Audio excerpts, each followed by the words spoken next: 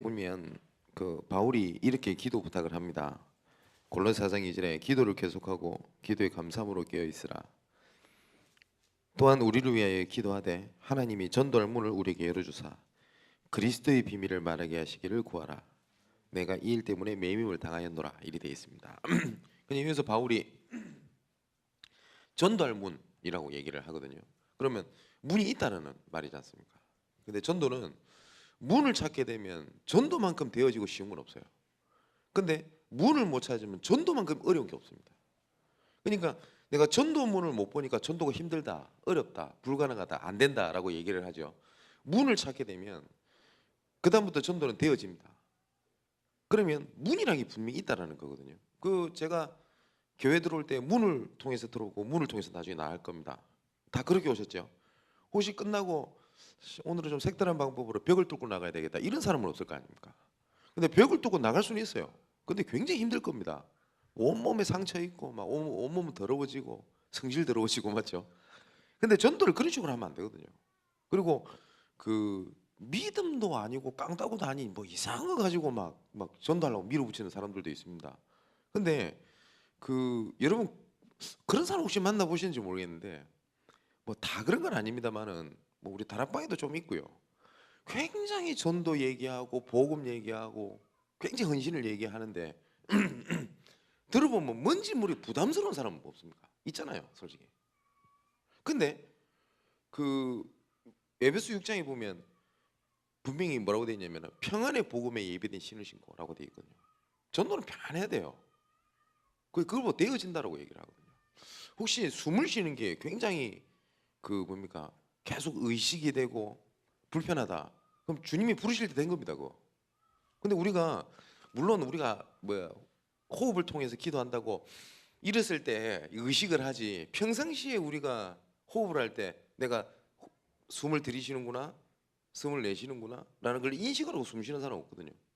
그걸 인식한다는 정도 되면 그 진짜 예수님이 오라고 손짓하는 겁니다, 그거. 그잖아요.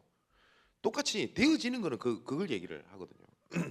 근데 막 복음 얘기하고 막 전도 얘기하는 건데 굉장히 뭔지 모르게 부담스럽고 그거는 그런 사람들 딱 개인적인 세밀한 걸 잘 보면요.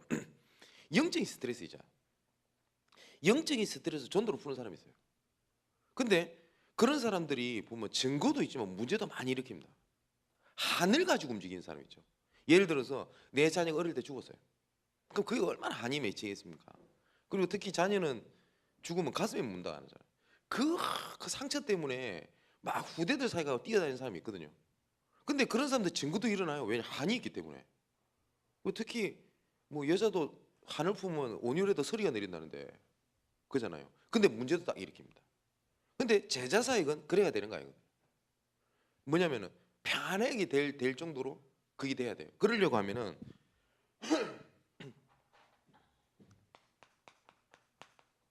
전도의 문이 있다라고 본문에 일이 돼 있지 않습니까? 그럼 이거를 찾아야 되는 겁니다. 그 어저께 계속 말씀을 드렸듯이 결국은 우리가 해야 될 것이 뭐냐면 이거 잘해야 되거든요. 사랑 캠프. 이거를 사역자 입장에서도 어떻게 해야 되겠고 그리고 개인적으로 어떻게 해야 될지는 제가 어제 말씀을 좀 드렸습니다. 그리고 두 가지를 말씀드렸죠. 전도자의 일기와 전도자의 사랑 계획표 두 가지를 말씀드렸지 않습니까? 그거는 좀 뭐랄까요? 은혜 받고 끝내지 마시고 뭘 해야 되냐면 류 목사님께서 전도 전문 훈련이라는 단어를 꺼내셨을 때 이런 단어를 쓰셨거든요. 나 전도자 류광수 목사의 30년 전도 운동의 마지막 결정판이라고 말씀하셨어요. 그리고 좀 속된 말로 아닌 말로 여기에서 안 되면 안 된다 이 말하고 똑같아요. 그래서 그때 뭐라고 말씀하시냐면 전도 전문 훈련은 은혜 받아야 될 훈련이 아니라 실천해야 될 훈련이다라고 말씀을 하셨어요. 그래서 그 어제 말씀드렸던 그런 그 있지 않습니까? 그거를 조금 실천을 하고 해야 조금 얘기가 좀 될 겁니다. 근데 여기 계신 분들이 다 하면 뭐 그리고 번성교회가 전체가 다 하면 제일 좋겠습니다만은 그렇게 못한다 할지라도 이렇게 좀 할 수 있는 한두 사람만 나와도 괜찮습니다. 또 간증을 좀 드리자면은 제가 홍콩에 4년 동안 제가 전도 캠프를 진행을 하러 들어갑니다. 그러니까 제가 4년 동안 들어가려고 했던 건 아니었는데 제가 그 해외 전도 캠프를 처음으로 본부에서 캠프를 진행한 지가 홍콩이었어요. 그러고 난 다음에 약 10년 뒤에 제가 홍콩을 다시 들어가게 된 겁니다. 보니까 이원효 선교사님 되게 반가워하더라고요. 근데 딱 가자마자 제 마음에 안 드는 게 딱 하나가 있었어요. 뭐냐면 모든 성도들이 전도 캠프 현장을 딱 준비했는데 대학을 준비를 다 해놨어요. 뭐 홍콩대 무슨 대 이상하다 싶어가지고 그래서 내가 파악을 해보니까 전교인 중에서 이 대학과 관련된 사람 거의 없어요. 예를 들어서 권사님이 대학을 무슨 상관 있어요? 직원도 아니고 현장을 그런 식으로 준비를 다 해놨다.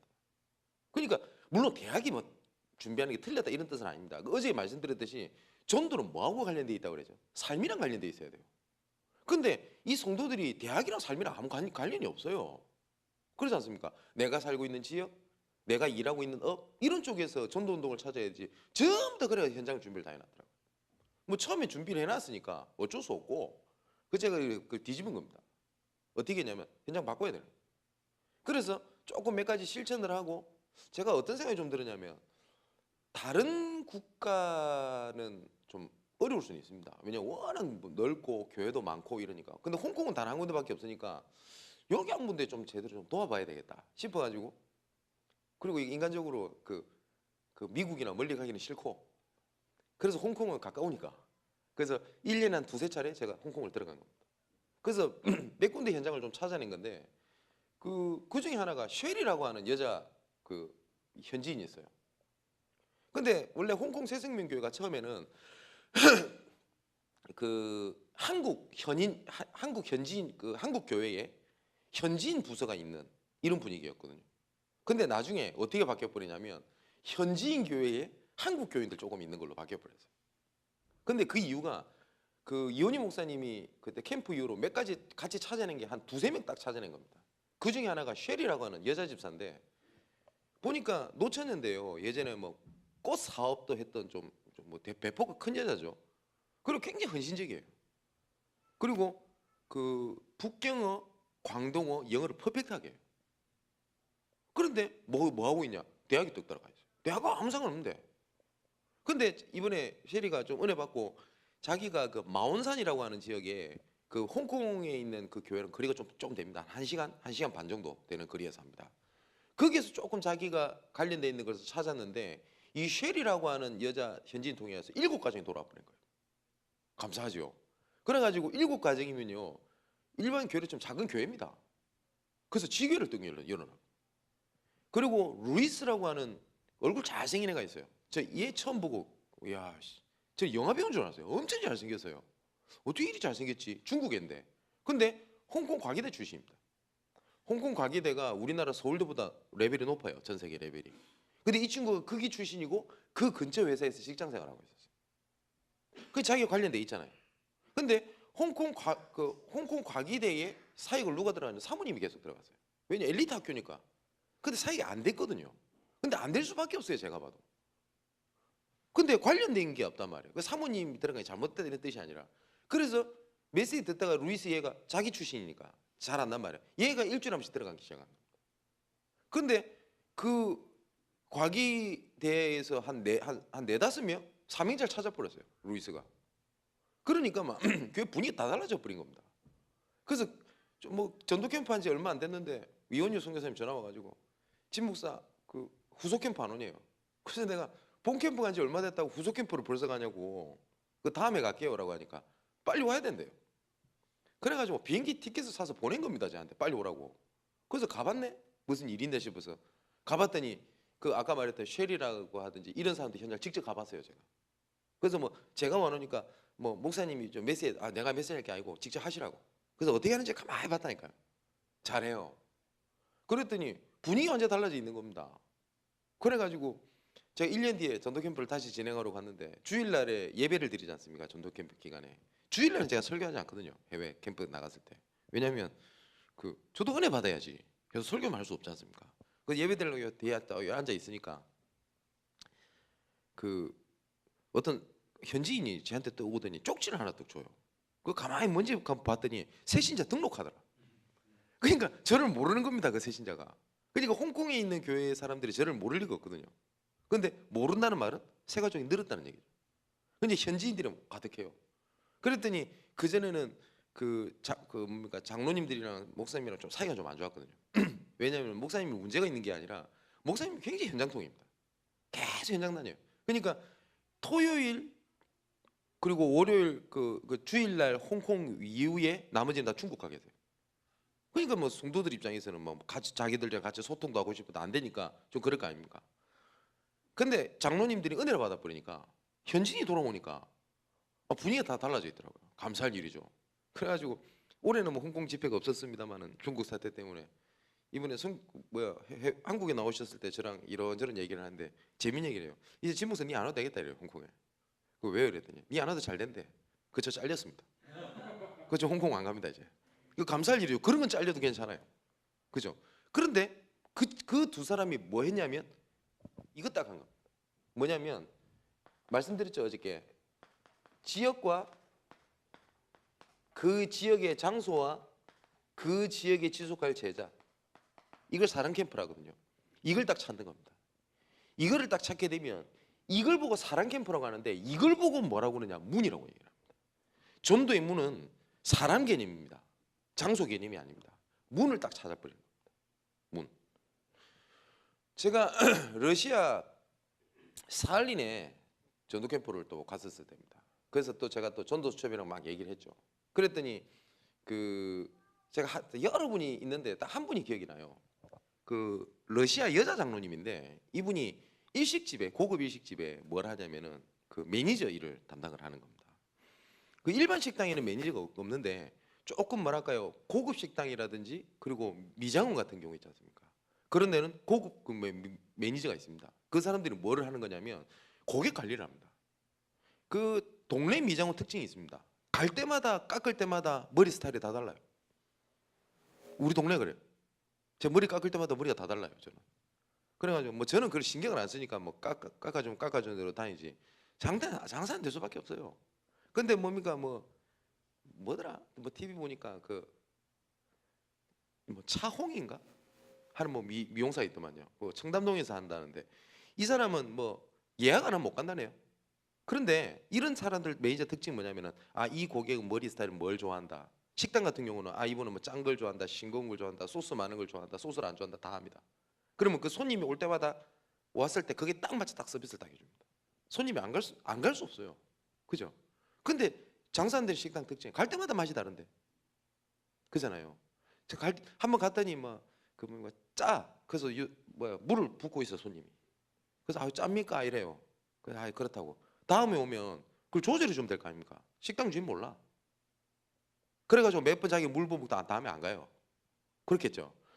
제가 이 얘기를 해주면서 뭐라고 얘기를 했냐면 우리가 그 전도자의 사랑 계획표를 갖고 있는 거는 전도뿐만 아니라 이건 사회생활 성공하고도 관련돼 있어요. 그렇지 않겠습니까? 제가 중고등부를 담당을 할 때 저는 그 교회 중고등부 담당 전도사인데 저는 학생 생활 기록부를 갖고 있었다니까요. 제가 만들어가지고. 예를 들어서 제가 3년이든 6년이든 이렇게 중고등부를 담당을 할 건데 얘를 제가 책임을 져야 될 거 아닙니까? 그럼 얘가 신앙생활을 어떻게 하는지 그리고 심지어 얘가 학교생활을 어떻게 하는지 가정의 생활을 어떤지 그게 그 자료가 있어야 될 거 아닙니까? 그래야지 도와줘야 될 내용들 이런 거 있잖아요. 이런 게 나오잖아요. 근데 그거 없이 제가 좀 은혜 받았다 이 말 툭 했다가 저 말 그때 은혜 받았다 이 말 툭 했다가 오늘은 기분 안 좋다 감정적인 얘기 툭 했다가 이래가지고 될 거 아니거든요. 일반 학교도 교육 계획이라는 게 있는데 교회 교육이 교육 계획이 없으면 되겠습니까? 그렇겠죠. 그래서 그 얘기를 해주면서 뭘 했냐면 그 식자재 납품을 할 거 아닙니까? 식당 매니저니까. 그러면 우리나라로 치면은 기역 니은 순서대로 색인이라고 하죠. 성경책에 보면 이렇게 표시되어 있는 거 이렇게. 그런 다이어리 있다 그랬어요. 사라 그랬어요. 사가지고 오늘은 무슨 납품 받았다. 그 장부 정리해야 될 거 아닙니까? 그래놓고 난 더 적으라 그랬다니까. 영적 상태. 어제 말씀드렸던 대로. 그래서 왜냐면 전도 때문에 이 사람 최선을 다해주는 거예요. 근데 우리 관심이 뭐냐면 적는 거는 당연히 해야 될 기본이고요. 당연성이고요. 그거는. 그 중에서 뭘 하는 거냐면 좀 얘기하다 보면은 이 사람이 필요한 거 이런 거 있지 않습니까? 이거 적는 겁니다. 그리고 어떤 손님이 왔었을 때 저분은 뭘 좋아한다 적고 그 다음에 손님 왔을 때 급하게 딱 찾아보면 돼요. 이분이 맞다. 그때 이런 음식을 주문했다. 그래가지고 이분이 또 손님이 왔더랍니다. 딱 적어놓은 걸 보고 이랬대요. 그때 손님 저번에 이 메뉴를 시키셨는데 그때 맛이 어땠냐고. 그랬더니 이 손님이 내가 그거 시켰나? 기억이 안 나더래요. 근데 너무 감동이 되더랍니다. 안 그렇겠어요? 내가 뭐 먹었는지까지 기억을 하는데. 그랬더니 막 얘기하고 그걸 적은 거예요. 이거 조금 했는데 손님들이 소문이 나버린 겁니다. 아, 저 식당 가면 그렇게 해준다고. 그러니까 이 매니저를 통해서 사람들이 몰리기 시작해요. 그랬더니 일본 사장인데 제가 후속 캠프를 갔을 때 일본 사장님을 한번 만났는데 그분이 불신자입니다. 했더니 표현이 뭐라고 하냐면 우리 매니저님 보니까 하나님 살아계신 거 알겠대요. 그래서 목사님 오신다는 얘기를 듣고 제가 목사님 만나서 하나님에 대한 얘기를 들어보려고 기다리고 있었대요. 감사할 일 아닙니까? 그래가지고 원박성 선교사님이랑 같이 가잖아요. 근데 이분 장로님이 얼마만큼 인도 잘 받았는지 너무 귀하고 감사해요. 그래서 사람이 흥분하면 안 되는데 그 요새 농협 광고 하대요. 욱 하지 말라고. 제가 욱 해가지고 너무 기분이 좋아가지고 그 4명이서 식사하는데 제가 밥값 제가 냈잖아요. 그 밥값 내고 난 다음에 환율 계산해보고 약간 진짜 당황했습니다. 한 사람당 17만 원인가? 그래가지고 이 카드 쭉 열심히 긁었더니 우리 집에 당연히 우리 집사람 휴대폰으로 날라갔을 거 아닙니까? 제 카드 없으니까. 바로 문자 왔더라고. 이거 뭐야? 라고 하더라고. 그래가지고 제가 그리고 답변 안 했습니다. 제가 죽는 줄 알았습니다. 그때 우리 사람. 욱하면 안 돼. 그러니까 그것처럼 그 반드시 내 삶 속에 그걸 갖고 계셔야 된단 말이에요. 근데 여기서 한 가지 더 생각해야 될 게 있습니다. 우리가 그 어저께 제가 말씀드렸듯이 이거를 그래서 전도자 사랑 계획표라든지 이거는 만남을 소중히 여기라고 얘기를 했지 않습니까? 근데 여기서 더 중요한 게 있습니다. 뭐냐면 이 만남을 소중히 여기되 반드시 사람 개인을 보면 안 돼요. 사역자는. 아니 목사님 사람을 보라고 하더만은 뭐 이제는 사람을 보지 말란 말이 무슨 말입니까? 그 말이 아니라 사람만 보면 안 되고 그 사람 주위에 있는 지역, 다시 말하면 밭을 봐야 돼요. 무슨 말인지 이해되시죠? 평신도가 읽어야 할 전도훈련 교재라는 책이 있습니다. 류 목사님 교재. 옛날에는 그 빨간색이었는데 지금은 좀 작은 색깔이 바뀌었더라고요. 그 뭐 얼마 안 합니다. 한 1, 2천 원? 근데 초창기 때 류 목사님께서 이 교재를 말씀하실 때 뭐라고 말씀하시냐면 이 책 100번 읽고 전도가 안 되면 천하의 악질이라고 그랬거든요. 그 정도로 중요한 책입니다. 근데 그 책 내용에 3가지 내용이 들어가 있습니다. 이거를 제가 오늘 할 시간이 있으면 좀 설명을 좀 드리겠는데 개인 전도, 개인 양육, 그리고 다락방 이해 이 3가지입니다. 이 교재 내용이 사역자에 가지고 있어야 돼. 기본 3가지. 그런데 이게 한 권 전체적으로 이렇게 돼 있지만 류 목사님 교재 14권 교재에 훈련 교재에 부분마다 이것이 몇 번 반복되는지 아십니까? 7번 반복됩니다. 그럼 얼마나 중요한 내용인지 아시겠죠? 근데 그 책에 보면 딱 뭐라고 되냐면 다락방은 양육의 장이 아니라 전도의 장이다 이렇게 돼 있어요. 근데 거의 대부분이 다락방 교회도 다락방을 할 때 양육을 해버린단 말이에요. 왜냐면 사람을 보니까 그래요. 이 사람을 봤을 때 이 사람이 은혜를 받는다, 반응이 있다, 이게 계속 관심을 가지는 겁니다. 사역자가. 근데 사역자가 그 관심 가지면 안 돼요. 사역자는 메시지는 주되 뭘 보고 있어야 되냐면 이 사람 주위에 전도의 밭이 어디 있는지를 보고 거기다 메시지를 던지는 거예요. 아무리 내가 평신도라 할지라도 현장에다가 하나님의 말씀을 선포한다는 것은 그 말씀이 성취가 되거든요. 하나님의 말씀은 선포가 되면. 그렇지 않습니까? 근데 양육을 생각을 가지고 이 사람한테 메시지를 던지는 거랑 아니면 이 사람 주위에 밭이 있다라는 걸 메시지 던지는 거랑 달라요. 그래서 사람을 보는 것이 아니라 지역을 보고 들어가는 겁니다. 제가 KBS 사역을 10년을 들어갑니다.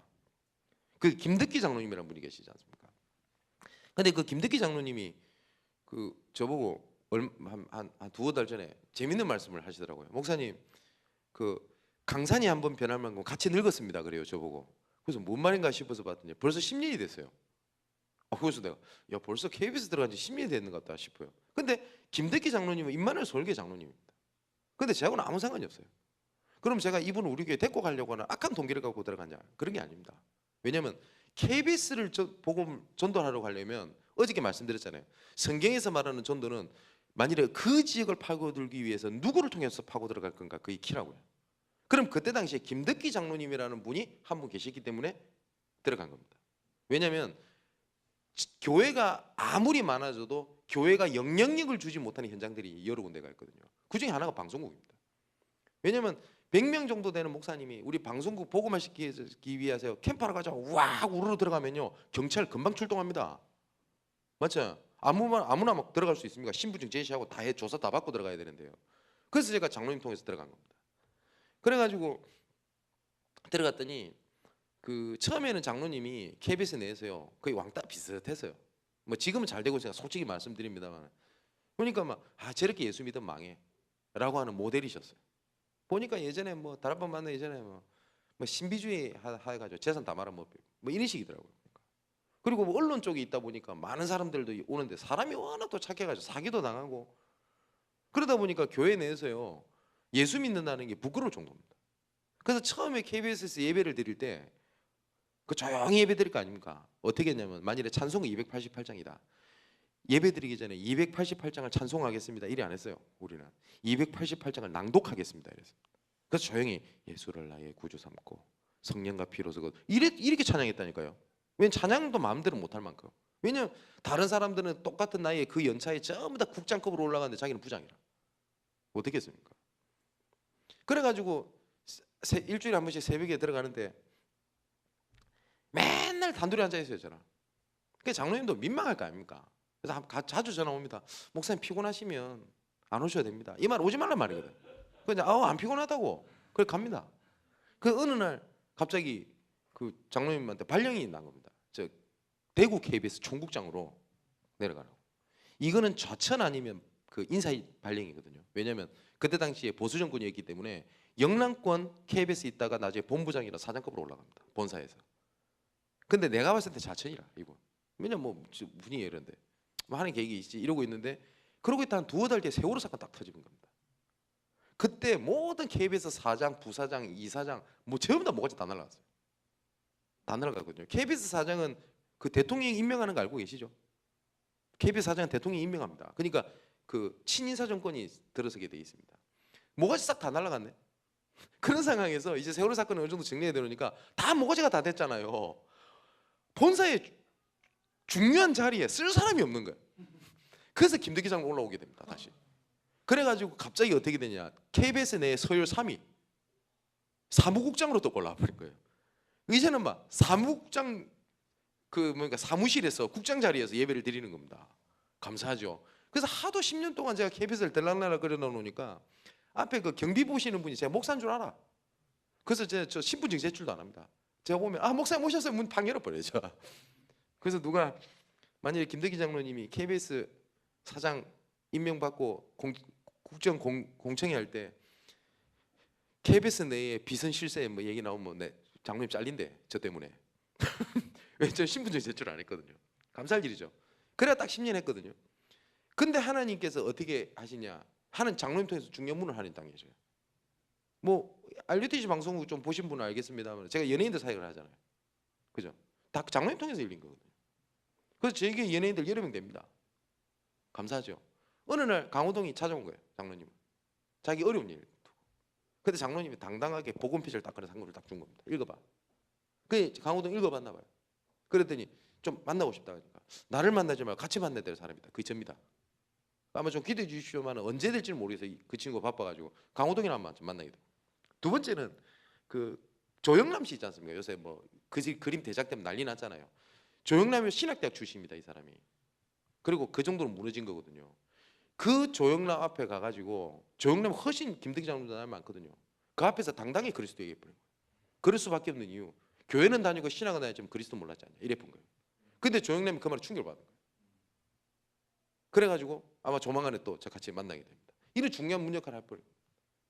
그것처럼 제가 솔직히 KBS를 보고 들어갔지 장로님 보고 들어간 거 같습니까? 그때 말 많았습니다. 저 KBS 들어갈 때 뭐 저 진목사는 뭐 자기 교회 장로도 아닌데 뭐 자꾸 뭐 우리 교회 자꾸 장로를 건드린다는 거. 그럼 저들이 현장 들어가든가. 현장 하나도 안 들어가면서 그잖아요. 근데 제 장로님이 나중에는 뭐 우리 교회 오고 싶으면 난리예요. 오지 마라 그랬어요. 저 절대. 오면 내 장로님이 인간관계 끈다 그랬어요. 제가 진짜. 그 우리 교회 안 한대요. 뭐 우리 장로 순간 뭐 KBS에 높은 사람이 우리 교회 장로님 오시면 좋긴 하겠지. 근데 중요한 전도운동 그래야 되는 거 아니지 않습니까? 뭐냐? 사람을 보는 것이 아니라 그 사람 지역의 밭을 보고. 그래서 사역자는 그렇게 딱 보고 들어가야 돼요. 그래서 이 사람이 문제가 있다, 이 사람이 어렵다, 이 사람이 뭐 그런 걸 보는 게 아니라 저는 그리스도가 아니기 때문에 이 사람 어려운 걸 제가 도와줄 수 있는 것도 한계가 있어요. 그잖아요. 어떻게 말해 답도 못 줄, 그게 답이 안 될 수도 있어요. 근데 쟤는 목사다 보니까 해줄 수 있는 일이 그 사람에 대한 현장을 도와주는 겁니다. 그러면 그 사람의 현장을 향한 하나님의 계획이 있을 거 아닙니까? 그걸 보고 뭘 하는 거냐? 이걸 딱 얘기하는 겁니다. 그래서 우리가 팀 사역이라고 얘기를 하죠. 팀 사역은 뭐냐면 우리가 팀 사역 한다 하면 상담하고 도와주고 메시지 주는 걸 팀 사역이라고 생각하죠. 근데 그건 팀 사역이 아닙니다. 류무쌤 말하는 팀 사역은. 팀 사역은 류무쌤 이런 말씀을 하셨어요. 올바른 팀 사역 이후에는 올바른 전도문이 있게 돼 있다. 그게 무슨 말이냐면 내가 어떤 사람을 딱 만나지 않습니까? 이 사람을 만나서 그 지역을 향한 하나님의 계획, 그리고 이 사람을 향한 하나님의 계획 메시지를 던져놓고 문을 열어놓고 저는 빠져나오는 겁니다. 그럼 이 사람이 문을 열어갈 수 있도록. 한번 백운규 목사님이 이런 간증을 해주시더라고요. 왜냐하면 저는 동삼제기 출신이 아닙니다. 그러다 보니까 류 목사님께서 초창기 때 다락방을 어떻게 했는지 본 적이 없어요, 저는. 그렇기 때문에 제가 활용을 할 수 있는 거는 그걸 본 사람들 얘기를 계속 듣는 겁니다. 궁금하면. 그 중에 하나가 백운규 목사님, 이승훈 목사님 이런 사람들. 뭐 개인적으로는 뭐 형님하고 친하게 지내니까 제가 밥 한 끼 사주면서 물어봤어요. 그랬더니 이렇게 간증을 하더라고요. 동삼제일교회가 한 700명 선을 딱 넘어갔었을 때 교회가 딱 정체를 하더랍니다. 그래서 류 목사님께서 그때 당시 7명의 일명 팀 사역자라는 단어를 그때 처음 쓰시더래요. 그러면서 와서 메시지를 딱 주더랍니다. 그 메시지 때 썼던 교재가 사명자 가이드입니다. 그래서 사명자 가이드가 초창기에 팀합수 훈련 교재입니다. 그래 놓고 난 다음에 이 사역자들에게 그 교회 내에 있는 그 사역자들 다락방 가는 데를 가보라고 얘기를 합니다. 그럼 문을 열어놓고 빠져나오는 거예요. 그랬더니 그 다음 해에 1500명 선을 넘어가더라. 이렇게 간증을 하더라고요. 역시 맞아요. 그러니까 바울이 그 지역에 가서 문을 열어놓고 자기 빠져나온 겁니다. 그래서 팀 사역은 4가지 종류가 있습니다. 팀 사역, 팀 사역 전도, 현장 팀 사역, 현장 전도 팀 사역 4가지로 나뉘는데 다 설명할 시간은 없겠고요. 이 4가지 근본 원리는 같습니다. 문을 열어놓고 빠져나온 겁니다.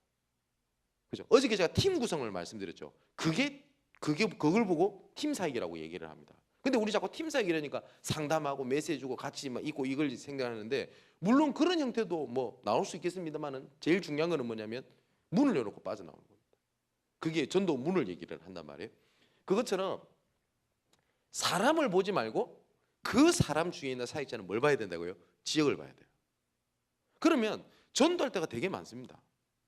제 동기 중에 그 박청훈 목사님이라고 계시는데 이분이 보니까 뭐 언약교회 부교육자 생활 잘하고 하다가 나름대로 개척을 하려고 막 몸을 쳤는데 개척이 잘 안 돼요. 근데 뭐 제가 개척하시는 분들을 그렇게 말씀드려서 뭐 죄송합니다만은 저는 개척을 생각할 마음이 요만큼도 없었거든요. 근데 우리 다락방뿐만 아니라 많은 교회들이 거의 개척하는 걸 보면은 무슨 그 지역을 향한 하나님의 중요한 계획이 있다 이래 개척되는 게 아니라 교회는 꼭 분열이 나. 그리고 뭐 목사님은 나갔더니 그 따라가가 이리지고 개척이 되더라고요. 그건 개척이 아니잖아요. 분열이지. 말은 우리가 개척했지만 그게 분열이지 그게 개척입니까? 저는 그러고 싶지는 않더라고요. 해외도 다 그러고 있어요. 근데 박정 목사님은 중심은 또 올바라요. 그런 식으로 개척은 안 하겠다. 그래서 자기가 개척을 했더니 아무것도 안 되는 겁니다. 근데 개척은 그렇게 하는 게 아니거든요. 그러고 있다가 제가 광화문에 광화문 중구 쪽에 우리 다락방 교회가 없습니다. 그래서 저기에 우리 교회를 하나 세워야 되지 않냐 이래가지고 본부에 있는 목회자들이 들어가요. 한 달에 한 번씩. 뭐 우리 김창희 목사라든지 이장희 목사, 뭐 그리고 김상민 목사라든지 뭐 김동훈 목사 이런 사람들이 들어갑니다. 가끔 뭐 오승주 목사 오기도 하고. 그래서 뭐냐면 광화문 어떻게 보면 정치 1번지라고 하는 저쪽에 종로 저쪽에 교회를 세워야 되겠다 해가지고 한 달에 한 번씩 캠프를 합니다. 그럼 제가 가끔 뭐 캠프를 제가 섬기기도 하거든요. 그 길을 어떻게 참여를 하게 됐어요. 제 동기 목사님인데. 근데 이분이 어디 은혜를 받아버리냐면 사람을 보는 것이 아니라 사람 중에 밭이 있다. 여기 은혜를 받은 거예요. 아 그렇구나. 내가 지금까지 사람 봤구나. 그래가지고 이러고 있는데 하필이면 원주에 계시는 오건소 목사님 교회로 부교육자로 가게 됐어요. 제가 또 소개를 했고. 그랬더니 오건소 목사님 교회 원주 임마누엘 교회 가가지고 이거 메시지 조금 붙잡고 류 목사님 메시지대로 현장에 문을 찾으니까 얼마든지 있거든요. 그랬더니 교회가 살아버리는 겁니다. 그리고 오건수 목사님이 너무 좋아가지고 한 번은 저한테 전화 와가지고 뭐 야 승민아, 예 원주 한번 놀러 오면 안 돼? 왜요? 이러니까 크게 한턱 쌀라고. 그거 왜요? 이랬더니 이렇게 좋은 목사 소개해줘가지고 너무 감사하다고 이러고. 그래서 아이고 내가 뭐 그냥 나는 그냥 놀고 있는 사람 한 사람 살린 것밖에 없지 뭐 내가 뭐 특별한 거 아니라고. 감사할 일이죠. 근데 오은선 목사님 어느 정도까지 얘기를 해버렸냐? 자기 밑에 아들도 아들이 그 목사님 그 뭐야 교육자입니다. 한 번도 제가 본 적은 없습니다만 아들 있는데 뭐라냐면은 야 네 후임자는 우리 아들이 아니고 니다 이래 보니까요. 뭐 농담으로 그렇게 하셨겠죠. 근데 감사한 게 그 교육자 한 명이 교회 내에서 인문을 찾아서 움직였는데 원주 임마누엘 교회가 뭐 건축한 교회로 이렇게 가게 되면서 여러 가지 막 정체된 부분이 확 뚫려져 버렸대요. 그 오수봉수 직접 말씀하시더라고요. 감사할 일이죠. 그것처럼 반드시 사람을 보는 것이 아니라 뒤에 뭘 보라고요? 밭을 보는 겁니다. 그래서 그 사도행전 16장에 보면 바울이 그 뭡니까? 루디아를 보고 들어간 게 아니죠. 뭘 보고 들어간 겁니까? 마게도냐를 보고 들어간 겁니다. 그게 마게도냐 첫 성인 뭐죠? 빌립보입니다. 그러니까 처음부터 바울은 루디아를 보고 들어간 게 아니라 빌립보를 보고 들어간 겁니다. 그리고 사도행전 17장에는 데살로니가 야손을 보고 들어간 게 아닙니다. 데살로니 보고 들어간 겁니다. 그리고 18장에는 브리스길라 부부를 보고 들어간 게 아니라 고린도를 보고 들어갔습니다. 그리고 19장은 에베소 지역을 보고 들어갔단 말이에요. 그러니까 바울은 사람을 보고 들어갔지 사람을 보고 들어간 것이 아니라 그 지역을 보고 지역의 문이 될 수 있는 사람을 딱 찾아낸 거란 말이에요. 그렇기 때문에 전도의 문은 사람 개념인데 사람을 보는 것이 아니라 그 사람 주위에 펼쳐져 있는 밭을 보는 겁니다. 이 사람이 아무리 문제가 있고 영적 문제가 있어도 이 사람 뒤에는 밭이 있단 말이에요. 그걸 보고 들어가는 거예요. 근데 사역자들이 그걸 보지 못하면요 일평생 성도들 뒤치다거리하고 위로하고 하는데 시간 다 보내버립니다. 그렇죠? 물론 그거 하지 말라는 뜻이 아니라 그렇게 위로하고 해야 될 목회의 마지막 결론은 전도하자는 거거든요. 그렇지 않습니까? 그것처럼 전도의 문을 찾는데 전도의 문을 찾기 위해서 이제부터 눈을 바꿔야 돼요. 뭘로 바꾸느냐? 사람을 보는 것이 아니라 그 사람 중에 있는 밭을 딱 보는 겁니다. 아, 뭐가 있구나. 이걸 보는 겁니다. 그죠? 그 류 목사님께서 한번 이런 표현을 쓰신 적이 있습니다. A라는 지역을 내가 가슴에 딱 품고 있지 않습니까?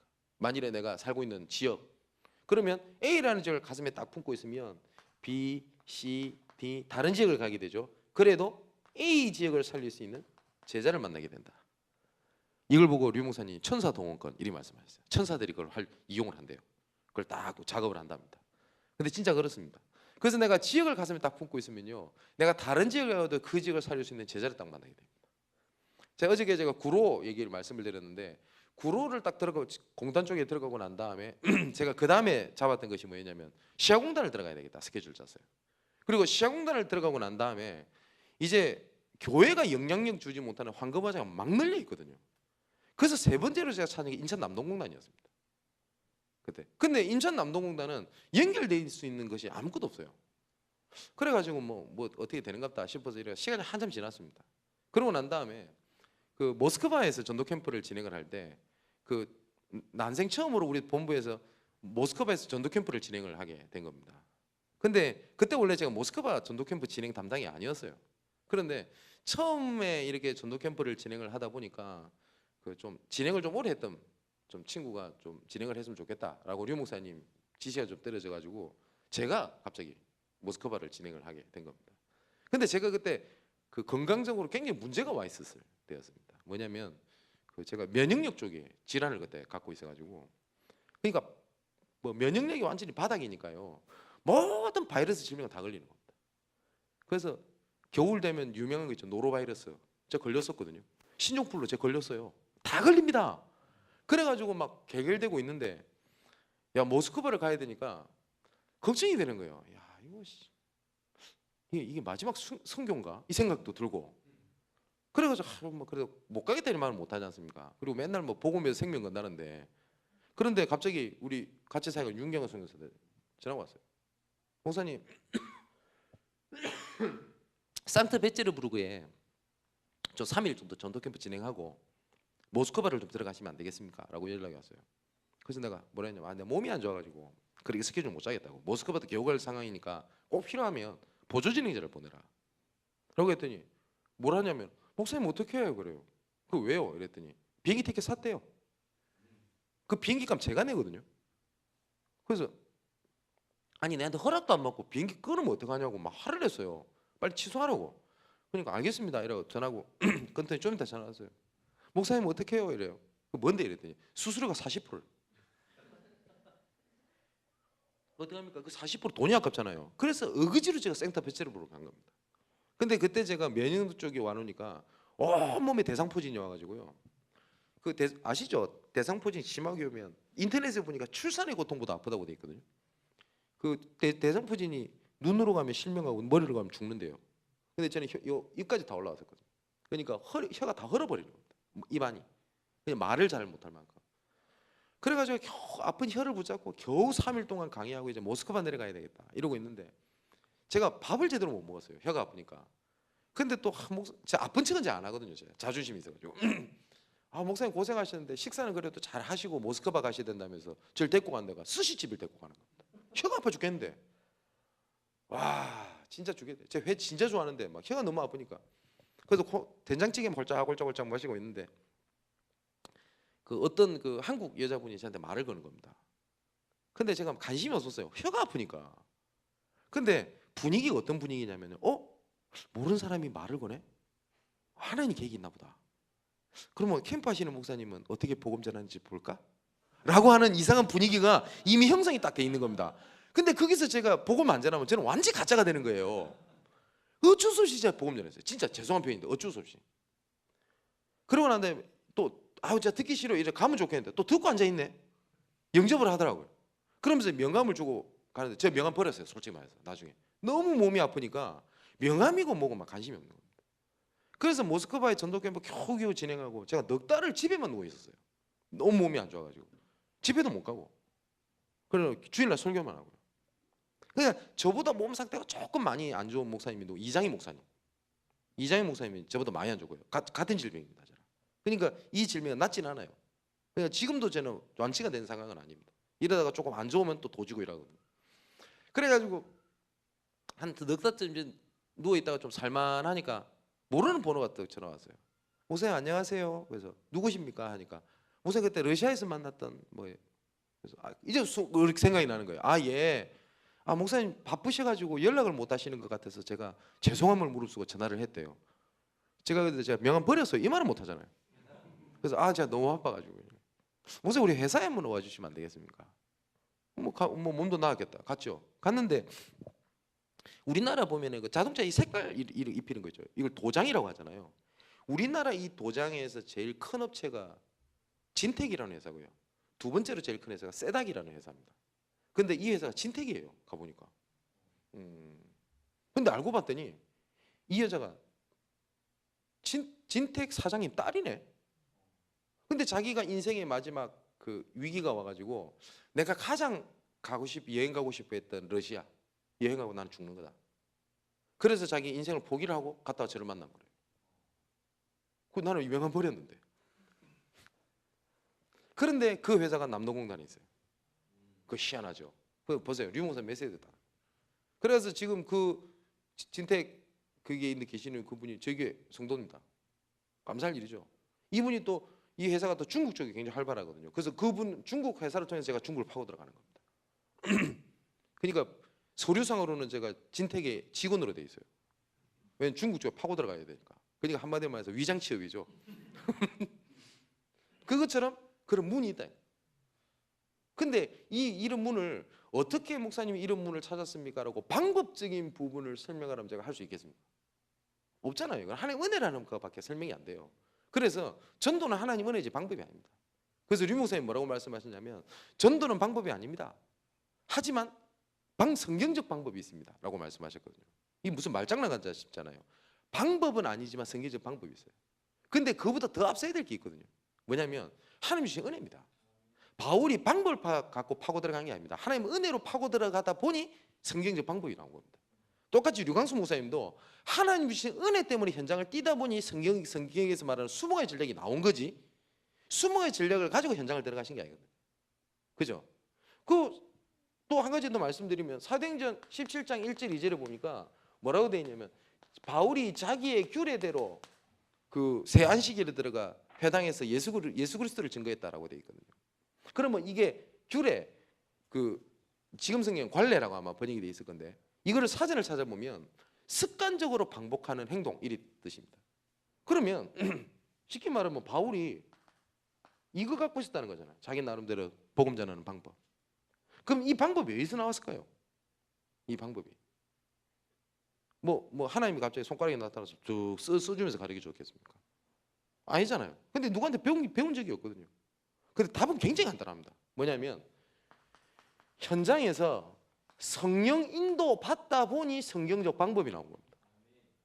근데 우리는 어떻게 전달하는지 아세요? 방법을 듣고 성령 인도 받으려고 그래요. 그게 틀린 거예요. 사모를 어떻게 해야 됩니까? 그러니까 사모를 이렇게 하면 된다. 방법적인 얘기를 듣고 우리 사모를 하려고 따라 붙거든요. 틀린 겁니다. 성령 인도 받다 보니 사모들이 나와야지 해야 되는 거예요. 그 지금 막 구원의 길 막 그러잖아요. 그 윤재수 전사님이 처음에 한 거거든요. 그 윤재수 전사님 저랑 또 고향 사람이고 하고 그래서 한번 그 제가 그 RLS 제가 특강 때 한번 갔을 때 윤재수 전사님이랑 식사하면서 제가 그 얘기를 했어요. 지금 다락방에 많은 사람들이 사모를 하면서 구원의 길 그리고 있거든요. 제가 틀렸다고 말하는 게 아닙니다. 그런데 그렇게 하는 사람 중에 여기 계신지 모르겠습니다만은 잘 되던가요, 솔직히? 안 되는 사람이 더 많을걸요. 왠지합니까? 방법을 잡아서 그래요. 근데 윤재익 전사님은 뭐라고 저한테 간증을 했냐면 렘넌트 애들에게 사모를 어떻게 전달해줄까 굉장히 고민을 많이 했대요. 렘넌트들에게.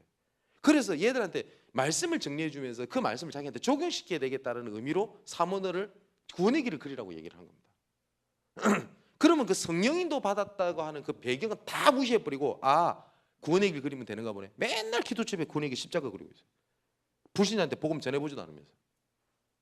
그게 뭐냐? 방법을 찾아 움직여서 그래요. 전도는 방법이 아닙니다. 복음은 방법이 아닙니다. 하지만 성령인도 받다 보니 방법이 생겨요. 말씀드렸던 대로 제가 그 어저께 그 전도 수첩 활용하고 했던 이런 부분 있지 않습니까? 그거는 인도받다 보니 말씀을 통해서 이렇게 나와져 있는 인도 부분을 얘기를 한 거잖아요. 인도받은 부분을. 그런데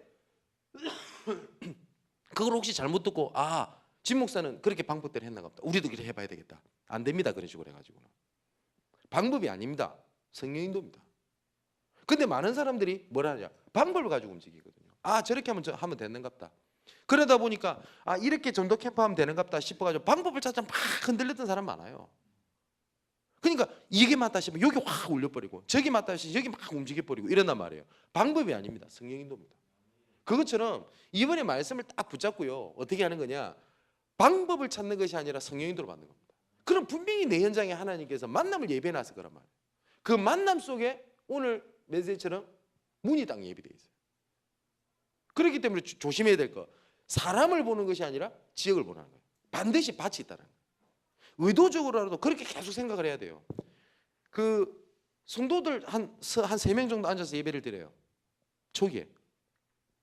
그러면 순간 인간적으로 답답할 거 아닙니까? 3명이 있는데. 그러면 앉아있는 3명도요 분위기 이상할 겁니다. 어색하고. 그렇겠죠? 이 어색한 느낌이 뭔지. 그런데 제가 이 3명을 보고 설교를 하는 것이 아니라 이 3명이 밭이란 말이에요.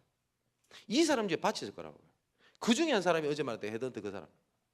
그리고 그 전에 있었던 사람은 그 카드 신청받았던 그 아줌마. 그리고 직장 취업을 못 해가지고 비일대고 있는 노처녀 하나. 그 3사람이 척이에요. 그 사람 다예요 진짜. 근데 그 3사람 데리고 저는 했다니까요. 왜냐면 그 세 사람을 본 게 아닙니다. 그랬더니 성도들끼리 약간 좀 갈등이 생기면은 이런 얘기가 좀 나오더라고. 우리 교회도 작은데 근데 저는 하나님의 증인인데요. 우리 교회는 작다 약하다 한 번도 저 생각해 본 적이 없어요. 왜냐? 사도행전 13장에 보니까 몇 명 가지고 로마를 뒤집었다며요. 그렇지 않습니까? 그 3사람 갖고 세계를 뒤집었는데 그럼 3사람 갖고 제가 전도도 못 하겠습니까? 이건 깡따구가 아니라 믿음입니다. 그냥 믿음다 이거 성경적인 믿음입니다. 왜냐 성경이 그리 돼 있잖아요. 바울이 세계복음만 했는데 바울이 돌아다닌 지역은 7군데밖에 안 돼요. 근데 7군데를요 지도를 딱 보면요 세계를 돌아다닌 것도 아닙니다. 소아시아지만 아랍 지역 조금 돈 겁니다. 그리고 바울이 실제로 만나갖고 했던 제자 이름 명단도 손에 꼽을 만한 사람 숫자입니다. 근데 그게 250년 뒤에 그리스도 이름 앞에 로마가 무릎을 꿇었어요. 바울은 뭘 보고 사람 본 게 아니라고 저는 확신합니다. 그러면 제가 세 사람 있다, 두 사람 있다, 사람 보면요 답도 없어요. 힘 쫙쫙 빠지고. 근데 뭐가 있냐? 뒤에 밭이 있다. 그래서 사람을 보지 말고 지역을 보란 말이고 말이에요. 감사할 일이죠.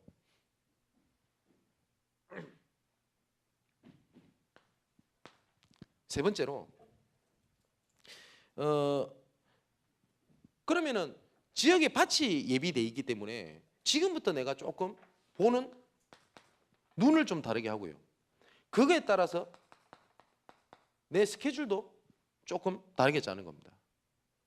그리고 여기에 따라서 내가 기도도 새롭게 하는 거겠죠. 그걸 보고 사모늘이라고 합니다. 그러면 한번 여쭤보겠습니다. 오늘의 전도, 오늘의 말씀, 오늘의 기도 이리 돼 있지 않습니까? 그럼 어느 순서가 맞습니까? 말씀, 기도, 전도입니까? 뭐가 맞습니까? 답은 없겠죠. 근데 저 개인적으로 봤을 때는 저는 이 순서가 맞다고 생각을 했습니다. 왜냐하면 저는 어릴 때부터 교회를 다녔거든요. 그리고 제가 5대쯤 있는 집안에서 태어났습니다. 저는. 그리고 제 아들이 6대입니다. 그리고 저희 집에 예수민지가 뿌리가 깊다 보니까 저희 교회 우리 아버지가 그렇고요. 자부심이 뭐냐면 저희 교회 특이 사진이 하나 있습니다. 그게 뭐냐면 주기철 목사님이죠. 주기철 목사님 실제 사진이 저희 집에 있습니다. 왜냐하면 주기철 목사님 교회 전도사님이 저희 제 증조 할아버지셨어요. 그래서 주기철 목사님 순교하실 때 같이 순교를 하시거든요. 그래서 제 할아버지가 아버지 얼굴을 보지 못하고 유복자로 자라나십니다. 저희 집안입니다. 그러니까 굉장히 그거에 대한 자부심이 있습니다. 그러니까 다른 분들은 교회 다닌다고 핍박을 받는데 저는 교회를 안 나간 핍박을 받았어요. 그래 교회를 좀 빠졌다 그날 밥 없습니다. 그렇게 순진한 제 어머니가 예배 하나만큼은 그렇죠. 어느 정도까지 어머니가 철저하셨냐면 한 번은 얼마 전에 전화가 왔어요. 어머니가 막 화가 나가지고 막 전화가 온 겁니다. 저한테 막 화를 내다 우세요. 근데 가만히 보니까 누나가 저쪽에 저 순천 지역에서 살고 거기서 신앙생활 하거든요. 김형우 목사님 교회. 그러니까 제 자영이 광양제철소에 좀 약간 간부 쪽에 있습니다. 근데 바쁘니까 여행을 가고 싶었나 봐요. 그래가지고 여행 스케줄 짜다 보니까 주일이 낄 수밖에 없었던 상황이었던 겁니다. 그래서 그 스케줄 짠 거예요. 어머니가 그 뚜껑이 열려버린 거예요. 왜냐하면 어머니가 우시면서 뭐라고 얘기하냐면 난 너희들 키울 때 단 한 번도 예배를 빠진 적이 없다. 그리고 학교를 한 번 해서 안 보냈지 예배 빠지는 걸 내가 한 번도 너희들한테 보여준 적이 없었다. 그게 우리 어머니 중심이었어요. 근데 어떻게 된 게 너희들은 자녀한테 주일날 빠지고 캠핑 가는 모습을 보여주나. 어머니 그게 너무 화가 나신 거예요. 너무 화가 나시다고 우세요. 그게 제 어머니 중심이세요. 그럼 제가 어떻게 컸는지 알겠죠. 이야, 제가 고신교단에서 컸는데 고신교단은 성경 암송 굉장히 시킵니다. 그래가지고 그냥 암송도 아니고요. 예를 들어서 오늘 본문에 보면은 우리를 위하여 기도하되 하나님이 전달문을 여기 보면 가로 열고 가로에 들을 말을 쓰시오. 주관식입니다. 그것도 그냥 암송을 안 하면 못 외우는 거예요. 그리고 수련회 같은 데 가면은요 우리 랩런트에 대한 편한 줄 알아야 돼요. 그냥 밥 주잖아요. 밥 도시락 나눠주잖아요. 고신교단은 그런 거 없어요. 전국 대회를 해도요 쫙 줄 세우고 암송시킵니다. 한 명이라도 틀렸지 빠꾸 밥 안 먹여요. 그럼 진짜 끝까지 가면 밥 안 먹입니다. 이야, 그리고 나 지금도 안 까먹는 게 국민학교는 너무 아저씨가 초등학교 때 반별로 이렇게 분반 공부를 하지 않습니까? 계단 공간. 그게 암송을 일주일에 한씩 시키는 거 있거든요. 암송 안 해오잖아요. 교회 선생님이 때렸어요. 와, 네, 그 선생님 이름도 안 까먹어요. 얼굴도. 와, 미치겠더만. 그게 제 분위기였어요. 그러면 제가 어릴 때부터 성경을 자연스럽게 읽게 돼요. 그리고 제 어머니가 신앙교육을 되게 중요시 여기셨기 때문에 제가 성경 구절을 몇 개를 암송하는지는 모르겠습니다. 근데 꽤 할 겁니다. 근데 아마 신학생들이 아마 압니다. 다른 공부는 벼락치기 공부가 돼도 절대 벼락치기 공부를 못하는 게 성경고사는 절대 벼락치기 공부가 안 됩니다. 워낙 범위가 넓으니까요. 그리고 성경 시험을 떨어뜨리려고 딱 시험 출제하면 다 떨어뜨릴 수 있는 게 성경 시험이에요. 제가 지금은 아닙니다만은 예전에 이거 제가 했는지 모르는데 예전에 여전도사반 있었거든요. 우리 다락방에. 여전도사반 성경고사를 제가 냈어요. 몇 년 동안. 그래가지고 평균적으로 학교 측에서 얘기를 하죠. 평균 70점 나오게 출제를 해달라. 근데 만일에 제가 악독한 마음을 가지고요, 떨어뜨릴 마음은 다 떨어뜨릴 수 있어요. 제가 우리 종신 다닐 때 성경고사 중에서 진짜 떨어뜨리는 문제를 낸 거 몇 개를 제가 봤는데 저 기억나는 게 하나 있습니다. 문제 뭔지 아세요? 바나바의 고향이 어딘가. 이씨 어찌 알아라고요 그거를. 바나바의 고향이 구브로입니다. 뭐 이런 식으로 문제를 내버린단 말이에요. 근데 저는 성경고사 때 어려운 적이 단 한 번이 없었어요. 어릴 때부터 쭉 성경을 읽어왔으니까. 그리고 그 지금 고신교단 역사에도요 제 이름이 올라가 있습니다. 한번 찾아보면 뭐냐면 2년 연속 전국 성경고사 대회 1등이 접니다. 제가 수상을 2번 했기 때문에 역사에도 올라가 있습니다. 제가 참 멋지죠. 그런데 제가 중학교 2학년 때부터 그 제가 다락방이 신학교 졸업하기 전까지 큐티를 했으니까요. 그러면 제가 얼마나 성경을 보고 했었겠습니까? 그럼 잘 보세요.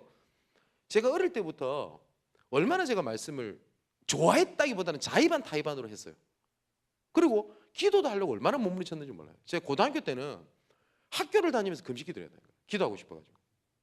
그리고 방학 때는 교회에서 전 단체로 가는 게 아닙니다. 제 스스로 기도를 갑니다.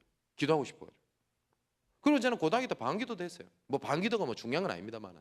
그런데 그때 당시 신앙생활 할 때요, 말씀과 기도가요 전부 다 이걸 못 넘어서요. 하나님 내가 복받아야 되고 내가 치유받아야 되고 내가 확립돼야 되고 나 전부 다. 그러다 보니까 말씀과 기도 이걸로밖에 안 돼요. 말씀을 읽고도 내가 회개해야 되겠고 내가 치유받아야 되고 내가 해요. 근데 어느 날 하나님 은혜로 제가 류목사를 만나게 된 겁니다. 그래서 복음이 조금 뭔지 알게 됐어요. 그러니까 이 전도라는 단어가 워낙 오해되어 있으니까 딴 말로 써볼게요. 하나님의 계획이라고 써보겠습니다. 하나님의 계획이 쫙 뭔지 알겠어요. 조금 알겠어요. 그랬더니 그 다음에는 그렇게 기도하고 말씀 듣고 읽을 때마다 전부 다 내가 갱신해야 되겠고 내가 회개되고 했던 그것이 이렇게 바뀌기 시작하더라고요. 저는. 그래서 저는 이게 맞다 생각해요. 왜냐하면 하나님의 계획을 모르는데 어떤 말씀을 붙잡아요 오늘. 하나님의 계획을 모르는데 오늘 놓고 내가 뭘 기도하겠다는 겁니까?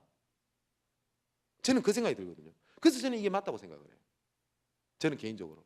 그러다 보니까 사모늘은 어디서 와야 되냐면 오늘 하나님께서 나를 향한 이런 계획이 있잖아요. 이런 만남을 놓고요. 한번 계획을 놓고 이런 쭉 내가 오늘 만남을 놓고 이렇게 기도하고 있는데 이번 강단 메시지 이 말씀을 주셨단 말이에요. 그래 놓고 오늘 기도첩을 보고 난 다음에 딱 스케줄 짜는 겁니다. 이걸 놓고 기도하면 정확합니다. 해보세요. 그런데 그거 없이 사모를 한다? 글쎄요. 제가 지금 메모를 휴대폰을 봐야지 메모가 있겠는데 한 번은 류 목사님께서 나중에 제가 알려드릴게요. 어느 메시지 언제 했는지 류 목사님께서 류 목사 한번 이런 말씀하신 적이 있어요. 여러분 오늘을 잘 하고 있으면 전도 운동이 될 것 같습니까? 아니면 전도 운동을 해야 사모늘이 지속될 것 같습니까? 메시지 하자마자 딱 이 질문을 하세요.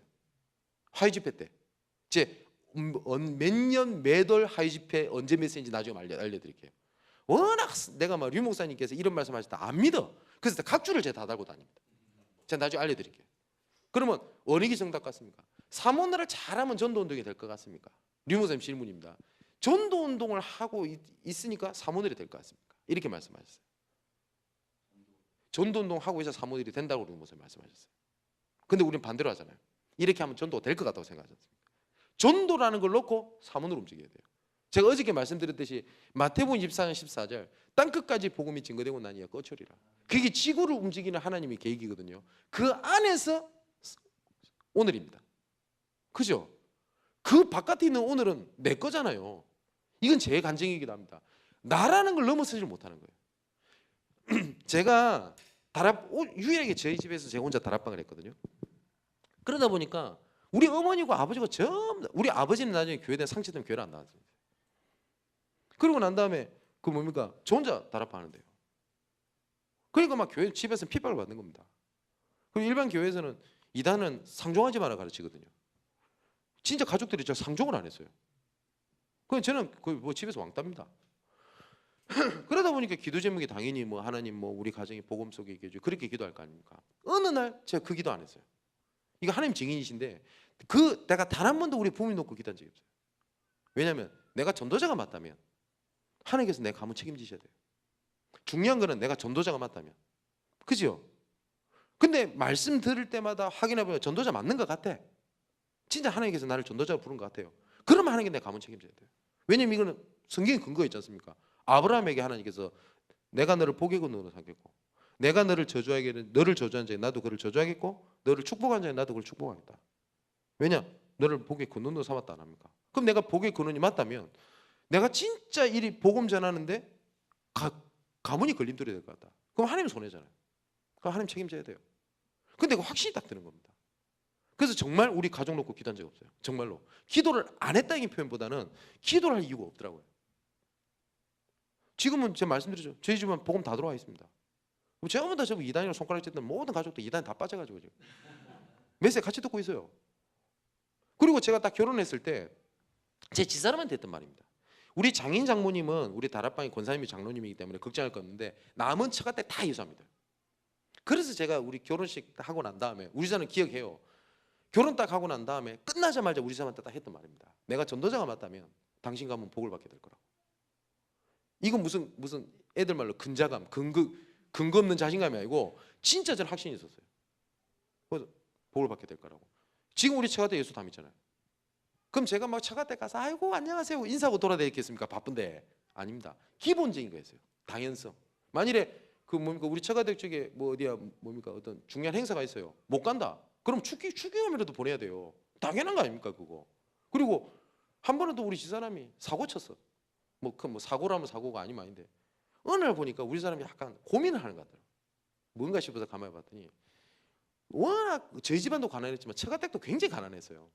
그 진짜 우리 집사람이 결혼해가지고 오면서 그 진짜 우리가 예물이라고 하죠. 없어요 하나도. 딱 하나 해줬어요. 우리 자기 장모님 결혼할 때 제가 와이셔츠 하나. 그게 다예요. 그 정도로 돈이 없어요. 근데 그 이해는 되는데 우리 사람은 뭘 때문에 고민하니까 보니까 너무 장인 장모님이 이렇게 너무 힘들하니까 카드 대출을 받아가지고 장인 장모님한테 드린 거예요. 그러니까 나한테 말은 못하고 그러니까 그 뭐 맺고 다 빵꾸 나거든요. 끙끙 앓고 있는 거예요. 그래서 어느 날 눈치를 딱 챈 겁니다. 아 분명히 돈 해먹었구나. 그래서 아무 말 안 했어요. 그러고 난 다음에 이제는 그 언젠간 얘기하겠지 싶어서. 그때 우리 사람은 또 절대 말 안 하거든. 그래서 제가 한번 밥 먹으면서 뭐라 했냐면 이랬어요. 당신 부모님이 내 부모님인데 그럼 내가 대놓고 이렇게 자기도 얼마나 당황했겠어요. 그건 말을 해도 된다고. 아닌 말로 더 해드렸으면 더 해드렸지. 내가 못하게 하겠냐. 그건 못하면 당연한 거 아니에요. 그건 제가 뭐 사위로서 뭐 대단한 게 아니라 당연한 거 아닙니까? 그걸 어제 말씀드렸죠. 당연성. 괜찮아. 그럼 말은 해라. 그 말을 해야지 좀 당신 좀 덜 걱정하지. 말도 안 하니까 혼자 끙끙 앓아가지고 그랬더니 밥 먹으면서 울어요. 그 울긴 뭐하러 우냐고. 이래가지고 제가 말씀드렸죠. 복음 위해서 꿈을 쳐놓은 비자금 제가 다 틀어줬잖아요. 그걸로 다 막았잖아요. 그래가지고 그래 막아가지고 얘 막 되게 좋아하더라고요. 근데 요새는 막 대놓고 이제는 해줘요. 그리고 믿어. 아 우리 남편은 뭐 갖고 있다라는 거를 확실히 믿어. 하나님보다 더 믿는 것 같아. 그 제가 뭐 농담이고요. 근데 그거 조금 했는데 우리 차도 예수 다 믿는다. 근데 막 사건을 일으켜요 하나님께서. 그럼 그거를 뭘로 보는 거야? 전도로 딱 보는 겁니다. 그래서 우리 집사람이 사촌 동생이죠. 저한테 처제가 되죠. 처제가 레이싱걸 모델입니다. 그리고 그 뭐지요? 그 격투기 그 뭡니까 라운딩 걸 뭐 반쯤 벗고 나가고. 그래서 맨날 처제한테 옷 좀 입고 다니라고 이랬더니 형부 옷 입으면 일 못해 이러더라고요 저한테. 그 되게 이쁘게 생겼어요. 키도 크고 그 모델 일을 하니까 아직 싱글입니다. 괜찮은 층에 있으면 제가 소개를. 그런 그 가족의 예수 믿는 좀 제자들 찾아내는 겁니다. 어려워요? 어려운 거 없어요. 그래서 뭘 보라고요? 사람을 보는 것이 아니라 뭘 보라고요? 지역을 보는 거예요. 그래놓고 그걸 가지고 사모늘에 대한 스케줄을 딱 짜는 거예요. 그냥 사모늘을 방법을 가지고 움직이는 게 아닙니다. 제가 말씀드렸잖아요. 구원의 길거리가 틀렸다라고 제가 말하는 게 절대 아닙니다. 절대. 말씀드려. 해도 그것이 현장과 이 시간표 맞으면 해야 돼요. 그런데 앞도 뒤도 없이 이런 방법적인 가지고 하는 것이 아니라는 거니까요. 저는 사모늘을 그렇게 하지 않습니다. 저는. 그리고 그 뭡니까 제 주위에 있는 측근에 있는 목사님도 맨날 뭐 구원의 길 그리고 이렇게 할 것 같습니까? 안 합니다. 그러잖아요. 그래서 그 지금부터 이걸 놓고요 눈과 스케줄과 기도에 대한 것을 다 바꿔야 돼요. 그걸 보고 사모늘이라고 합니다. 이걸 적는 겁니다. 그러니까 이 사문을요 꼭 이렇게 적어야 되냐? 예, 처음엔 적는 게 좋습니다. 근데 나중에는 안 적어도 될 만큼 내 것이 딱 되면 되거든요. 그렇죠? 저는 막 사문 이렇게 적지는 않습니다. 뭐 특별히 뭡니까 중요한 거는 메모를 해놓는데 뭐 그렇지 않으면 뭐 일일이 시시콜콜하게 적지는 않습니다. 이게 전대문입니다. 이해가 되시죠? 그래서 내일 예배인데 그 내일 모든 성도들이 다 새롭게 보여야 됩니다. 아 문이구나. 그리고 아 전도할 때가 많다 이리 보여야 돼요. 근데 우리는 자꾸 그 전도 캠프를 진행하거나 집중을 진행하다 보면 목사님들조차도 전도할 데가 없다 그러거든요. 그 거짓말입니다. 성경에 예수님 뭐라고 말씀하시냐? 추수할 것은 많은데 오히려 일꾼이 적다 그랬어요. 근데 우리는 반대로 얘기하잖아요. 추수할 것이 없다 얘기하지 않습니까? 근데 예수님은 일꾼이 없대요. 근데 진짜 널려 있습니다. 근데 조금만 그 수학적으로 만일에 우리 교회가 50명이면 한 군데씩만 찾아내도 50군데 아닙니까? 수학적으로 그렇게 되는 건 아닙니다. 근데 분명한 거는 우리 교회 성도가 있다라는 말은 전도할 때가 있다는 말하고 똑같아요. 이거를 바탕으로 해서 현장을 파고드는 걸 보고 전도 캠프라고 합니다. 그래서 교회 내에서 해야 될 캠프와 교회 바깥에서 해야 될 캠프가 있거든요. 그것처럼 가장 시급한 거는 그거를 딱 하는 겁니다. 그러면 할 것들이 되게 많습니다. 그죠?